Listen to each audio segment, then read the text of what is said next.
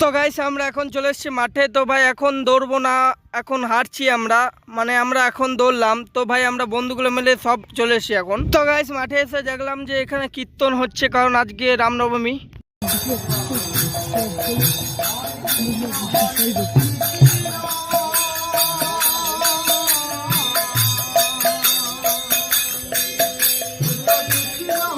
আমাদের এখানে এই মন্দিরটা হচ্ছে হনুমান মন্দির। এখন আমি বেরিয়ে পড়েছি ভাই কোলা আর মিঠাই আনতে। তো এখন আমি চলে এসেছি ভাই দয়াময় সিং কাকুর দোকানে। তো ভাই এখানে সব মিঠাই, কোলা তো পাওয়া যায় না, মিঠাই নিয়ে নেবো। গাইস দেখতে পাচ্ছেন আমি কোলা মিঠাই নিয়ে এখন চলে এসেছি ঘর।